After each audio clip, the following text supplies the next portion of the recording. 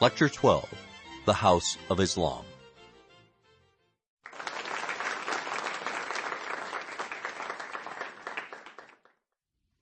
Welcome back. In our last lecture, we examined the early history of the Byzantine Empire and the reign of the Emperor Justinian. And we saw how Justinian's attempts to reconquer parts of what had formerly been part of the Roman Empire in the West overtaxed the Byzantine Empire, resulting in the inability of the Byzantines to maintain control of some of what they conquered in the West, and after Justinian's death, resulting in the near collapse of the Byzantine Empire itself, as Slavs and Persians attacked the capital of the Byzantine Empire, Constantinople, in the 620s, forcing the Byzantine Emperor Heraclius to take a desperate gamble and attack the Persian Empire in the hope of relieving pressure on Constantinople. It was a successful gamble. By 630, the Byzantines had recaptured what they had lost to the Persians. Heraclius and the head of the Persian Empire had no way of knowing in 630 that within 2 decades they would both be overrun from an unexpected direction by an unanticipated foe. Within 2 decades of the cessation of the war between the Persians and the Byzantines, the Persian Empire would be destroyed by the Arabs, and the Byzantine Empire itself would be substantially overrun by the Arabs. And indeed, the Arabs would create, within the space of a century, an empire stretching from the Atlantic Ocean in the west to the Himalaya Mountains in India. Today we're going to examine the emergence of Islam in Arabia in the early 7th century, and we're going to examine the process by which Arabs exploded out of Arabia following the death of Muhammad in 632, in part because of the intrinsic interest of the emergence of Islam, but also in part because the emergence of Islam was going to have important consequences for parts of Europe not conquered by the Arabs following Muhammad's death. Now, during Muhammad's lifetime, Arabia was a relatively tough place to live because of its physical environment. Much of it was desert and dry grassland, capable of supporting only a relatively sparse population of nomads who moved from place to place and raised cattle for a living. The population of Arabia consists mostly of these Bedouin, these desert-dwelling nomads, who, when they weren't raising cattle, were raiding cattle. They would attack the cattle of neighboring tribes, and there are hundreds of relatively small tribes within Arabia taking their cattle in raids known as the razzia, which is almost a national pastime of Arabia in the 7th century. There were some areas capable of supporting more sedentary existence based on agriculture. Areas around oases, might know villages and towns, and the south of Arabia was relatively well watered. You could also find some towns in the desert that served primarily as trading posts, as commercial centers for the caravans that would cross the deserts of Arabia. And most notable of these towns was Mecca. There was, in Arabia in the 6th century, the early 7th century, some Christianity and some Judaism practiced, but most of the inhabitants of Arabia are pagan polytheists. One of the gods whom they worship is known as Allah, but he is regarded as, at most, more powerful than other gods, hardly the only god in existence. Muhammad ibn Abdullah was born at some point between 570 and 580 A.D., and he hailed from Mecca. He's not one of the Bedouin, he's a townsperson, and he appears to have been orphaned at a young age, but to have been fairly successful professionally. He is a merchant, and his financial situation is assured through his marriage to a relatively wealthy widow. It is an odd fact that many of the world's great religions, Christianity, Buddhism, and Islam, are founded by men between the ages of 30 and 40. And I often think about this. It's nice to know that I have career options available to me still. As he was in his late 30s and getting near 40, Muhammad began to walk outside Mecca, wandering in the desert hills, and on these solitary walks he began to have visions which troubled him deeply. He was not certain of the origin of these visions. He consulted his wife about them, and they pondered where they were coming from. He decided that these were religious revelations that he was receiving, and that it was his obligation to share these revelations with the inhabitants of Mecca. Some residents of Mecca, largely those who are not as well off as the richest members of society, welcomed these revelations and gave them a warm reception. The richer families tended not to appreciate Muhammad stirring things up, and as a result, Muhammad had to leave Mecca. He travels to Medina, which is about 280 miles north of Mecca, and indeed he had been invited to go to Medina by some of the town's leaders, hoping that Muhammad could go to Medina and arbitrate feuds among members of different tribes.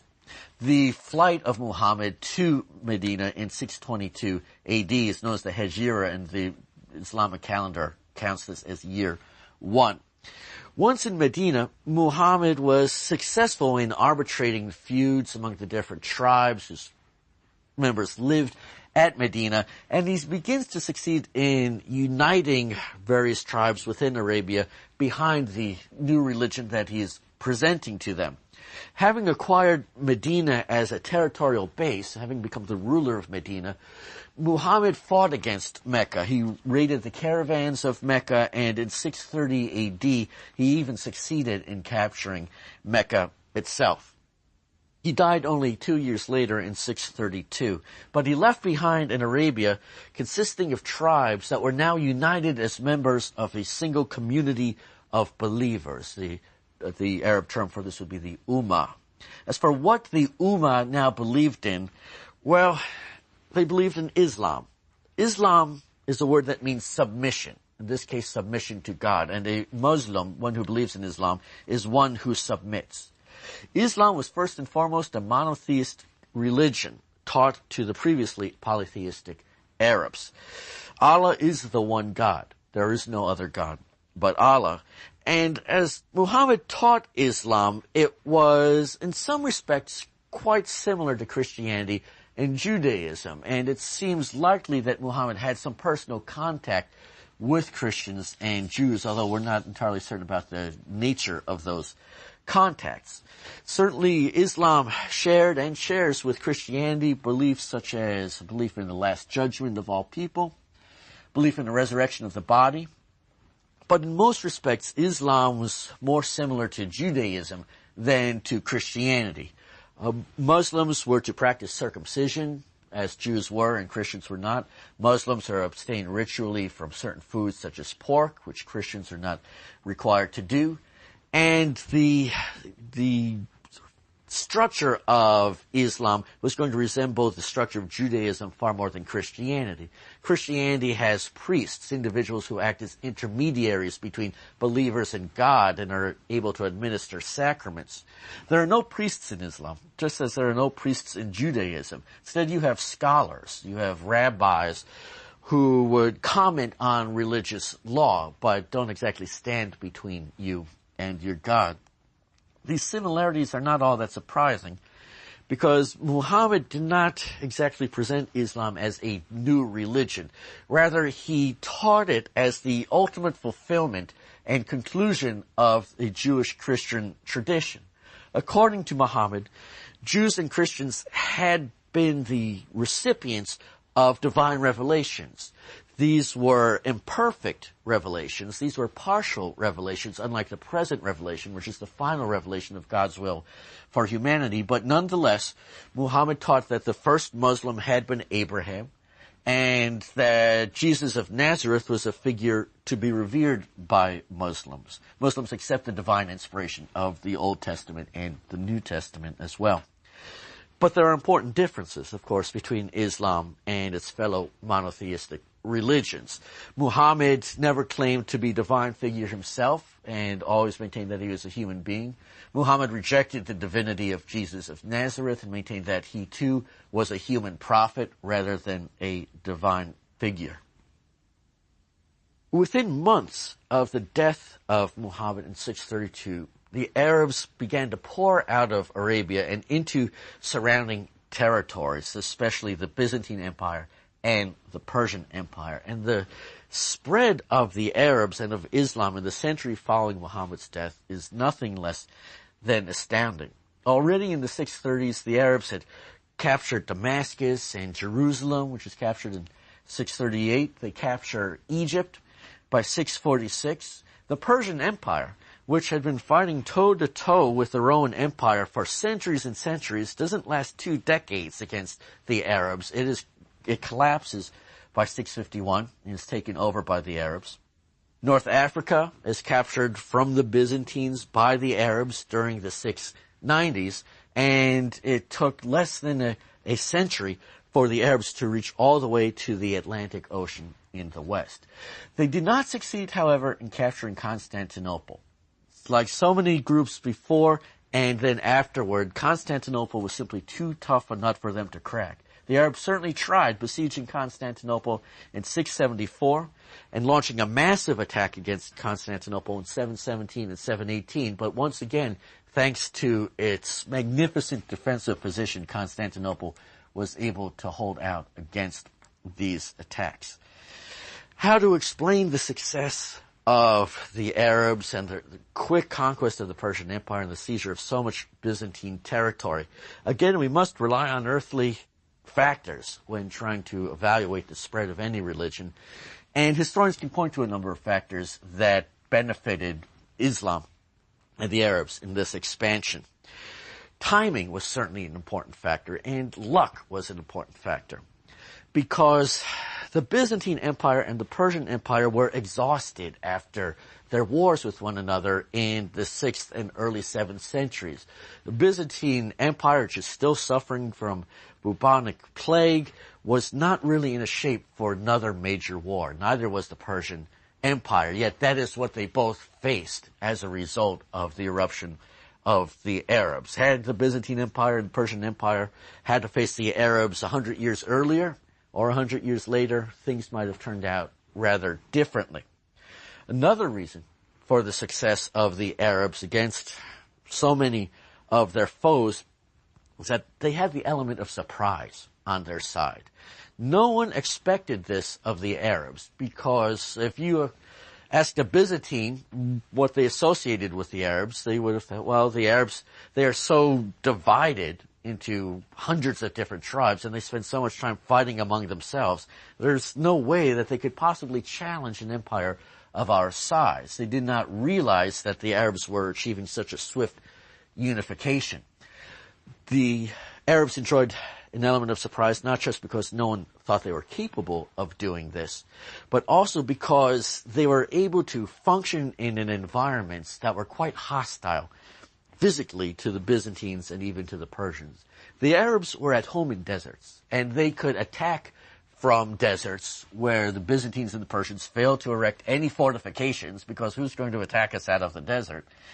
When, as happened infrequently, battles against the Byzantines or the Persians went badly, the Arabs would simply fade back into the desert and try and draw the Byzantines or the Persians into this environment where the Arabs were so at home, where they knew they could defeat them. The ability of Arabs to attack for places you do not think any human being could attack from is one of the keys to their swift success, and their expansion tends to stop when they encounter physical environments that are radically different from what they known in Arabia, such as, say, northern France, where camels were not of much use anymore. Perhaps the most important factor, though, in explaining the spread of the Arabs and their military success, though, is religious zeal and the sheer energy that Islam had brought to them and the confidence that Islam had brought to them. The Byzantines and the Persians really scorned and looked down upon the Arabs because they were so fragmented into many different tribes, and the Arabs before Muhammad had, to a certain extent, internalized this and believed themselves incapable of going toe-to-toe with the Byzantines or the Persians or anyone else for that matter. During the course of the conquest of the Persian Empire, an Arab ambassador made the remarkable statement to the Shah of Persia that, I quote, "Once the Arabs were a wretched race whom you could tread underfoot with impunity. We were reduced to eating dogs and lizards. But for our glory, God has raised up a prophet among us." And this quotation, I think, nicely encapsulates what Islam brought to the Arabs. The Arabs were now God's chosen people. They are destined for great things, even if they do not know exactly what it is that they are supposed to accomplish. They have confidence in themselves now, confidence that they had lacked before. The pacification of the wars that various Arab tribes had fought against one another by Muhammad is also probably an important factor in explaining why the Arabs expand beyond Arabia at all. The tribal raid, the fighting among different tribes, was deeply ingrained part of Arab culture. And when Muhammad forbade this, and forbade Muslims from attacking other Muslims and Arabs from attacking other Arabs, well, it created a great deal of pent-up energy because this is what you did most of the time. And this energy needed some sort of a release that came in the very fraught months following the death of Muhammad, when Arabs were uncertain about what it is that they should be doing next. As the Arabs were conquering much of the Byzantine Empire and the Persian Empire and North Africa, religious scholars began to develop a theory to explain and to justify these conquests, a theory that we today would call the theory of jihad. Today, the word jihad means holy war, a war in which those who die are martyrs and receive eternal salvation as their reward. In Muhammad's time, the word jihad did not mean exclusively holy war or even fighting of any sort. The term meant striving or expenditure of effort, and it could refer to all sorts of striving. It could refer to military efforts fought against a foe, but it could also refer to striving against temptation, for example. Certain of Muhammad's pronouncements in the Quran do prefigure the doctrine of jihad that would be worked out by scholars after Muhammad's death, and they build the theory of jihad upon these pronouncements. Some of these pronouncements include, fight the unbelievers totally, even as they fight you totally, and know that God is with the God-fearing, or when you meet the unbelievers, let there be smiting of necks with a sword, then when you have made great slaughter among them, bind them fast. That seems straightforward enough, but it should be noted that such pronouncements are relatively rare in the rather large and elusive Quran. And the word jihad appears in the Quran about 4 times, and that's it. And it doesn't even always refer to military effort then. It does not, in other words, play a prominent role in the Quran. The idea of jihad is worked out after Muhammad's death, and it is worked out in a specific historical context. It is worked out at a time when it looks as though the Arabs are going to conquer the whole of the known world, and it's in this, given the speed and the rapidity of these conquests, that this was quite possible. According to the theory of jihad developed by these scholars in the 7th and the 8th centuries, there should be only one state in the world, an Islamic state, in which Islamic rule was observed. And the reason for this is that the world should mirror as closely as possible the perfect unity of the one Allah. Since there's only one God, there should be one state in the world. However, the world as it existed when the scholars are devising this theory does not have a single Islamic state. Instead, it is divided into 2 parts. One, those territories where Islamic rulers are in control and where Islamic law is observed, and scholars refer to this as the House of Islam or the Dar al-Islam. The other area refers to the parts of the world where non-Muslims are ruling, following various types of law, and this part of the world is known as the Dar al-Arb, or the House of War. According to the theory of jihad, developed in the 7th and 8th centuries, the House of Islam had to absorb the House of War and take it over so that there would be a single Islamic state and Islamic law would be observed throughout the world. And the purpose of jihad is to accomplish this. Jihad is the religious duty falling upon every Muslim Muslim rulers under this doctrine of jihad are forbidden to have peaceful relations with their neighbors extending for more than 10 years. At most, you can sign a truce of 10 years. But ultimately, your goal must be to conquer these territories. And those who die fighting on behalf of this ideal are to be considered martyrs. It should be noted that the goal of the jihad is the political unity of the world in a single Islamic state. And again, I'm speaking of jihad in the 8th century, not as the term is necessarily used today. It does not refer to the religious unity of the world, and in that sense, jihad is a political rather than a religious concept. Although victory over unbelievers in the jihad is regarded as proof of the correctness of Muhammad's teachings, nonetheless, only pagans are forbidden to exist within the House of Islam. They are to be faced with a choice of conversion or death. They cannot be tolerated. Jews and Christians are to have a certain status within the House of Islam because they are peoples of the book. They were the recipients of divine revelation, of the Old Testament and of the New Testament, and therefore they need to be accorded a certain respect, and they need to be allowed to practice their religion. They are not to be forced to convert to Islam. They are to practice their religions under certain restrictions. They are not to proselytize among Muslims, certainly. But nonetheless, they are to be allowed to exist. And in this sense, the world can remain multi-religious for an indefinite period of time. An important restriction is to be placed upon peoples of the book, upon Jews and Christians who live in Muslim countries in this theory of jihad. They have to pay a special tax, a tax called the jizya, which is a sign of their acceptance of Muslim rule. The jizya is collected from Jews and Christians in lands that are conquered by the Arabs, but the jizya actually worked against the conversion of Jews and Christians to Islam, and indeed it was not unknown for Islamic rulers to forbid Jews and Christians from converting, because once they did so, it cut into your tax revenue very badly, so you would not allow them to become Muslim in order to keep the revenues from the jizya high. Once again, tax breaks doing the important work in the ancient world. Although the jihad was very important in the first century of Islam's existence, it burned itself out by the early 8th century. As the boundaries of the House of Islam extended so far in so many different directions, it was impossible to maintain the sort of dynamism that had existed shortly after Muhammad's death.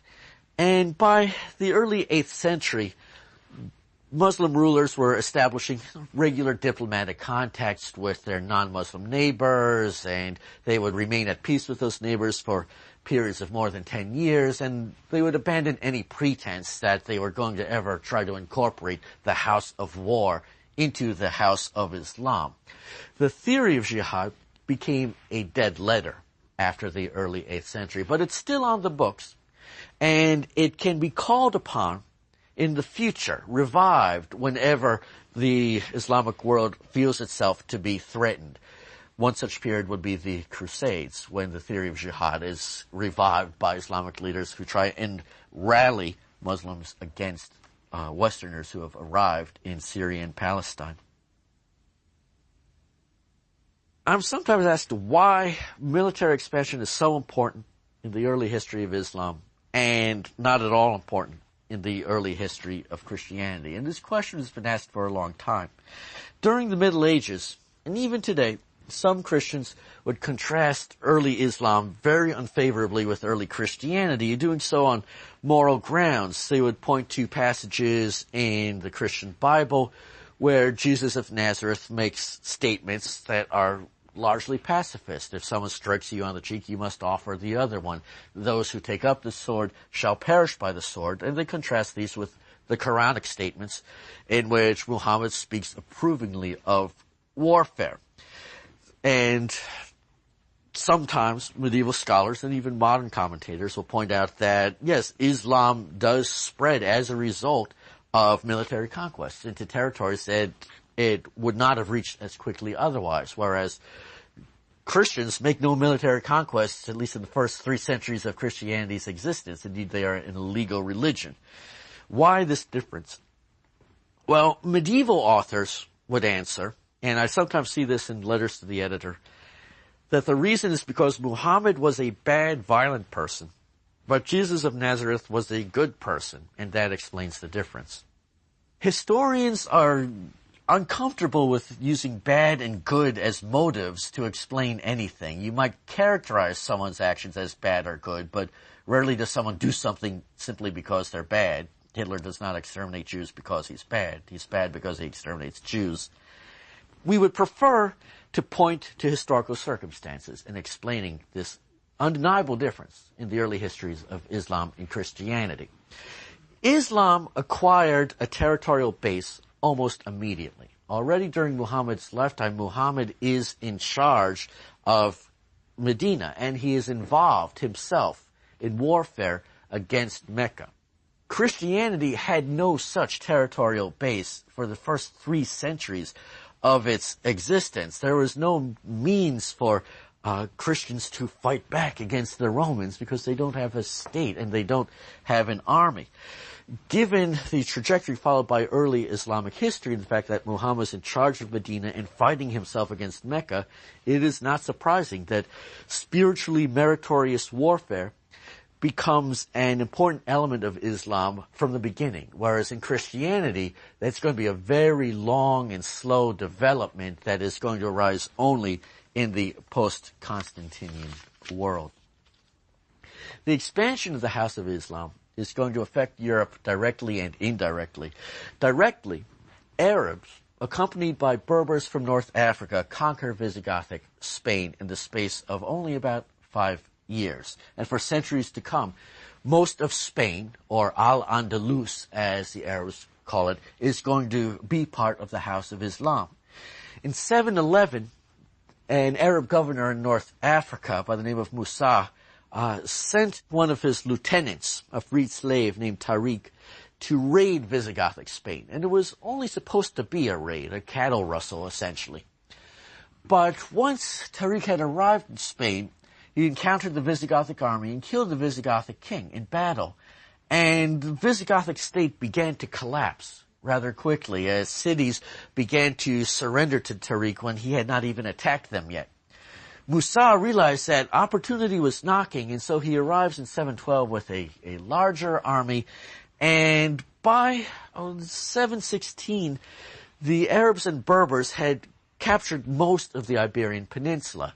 They had captured all the land up to a boundary formed by 2 rivers, the Duero and the Ebro River, leaving only the impoverished and mountainous north in the hands of Christian rulers. And in part, they didn't absorb the whole of Visigothic Spain because the north was too hard to conquer. The terrain favored the defenders, and because it wasn't worth having, certainly not when compared to what they had just captured, cities such as Toledo, for example.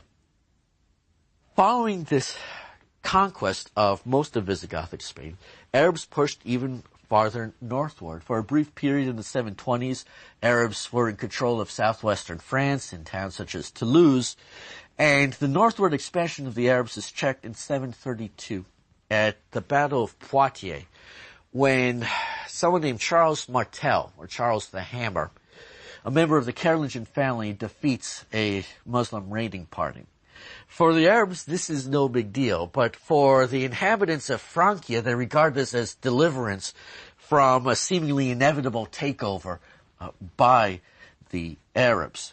The defeat of the Arabs at the Battle of Poitiers in 732 doesn't stop Arab expansion in Europe by any means. For example, the island of Sicily and southern Italy are captured by Arabs in the 9th century, and they are not pushed out from southern Italy at least until 915. But the victory at Poitiers did give the Christian inhabitants of Europe some confidence, at least, that they would be able to hold out against the Arabs and maintain their own independent existence. In conclusion, Islam emerged from Arabia, which on the frontiers of the Persian and Byzantine empires, with remarkable speed in the early 7th century. In the space of less than a century, Arabs had pushed westward all the way into Spain, which they had conquered by 716, and they even raided into Francia in the 720s and 730s. For Europe, the defeat of the Arabs at Poitiers in 732 was greeted with great relief, and Charles Martel and the Carolingian family, who were victorious at this battle, were going to parlay the prestige that they gained through it into an overthrow of the Merovingians and the creation of a new ruling dynasty, the Carolingian dynasty, that was going to dominate the politics of early medieval Europe. And in our next lecture, we're going to take a closer look at the early history of the Carolingians.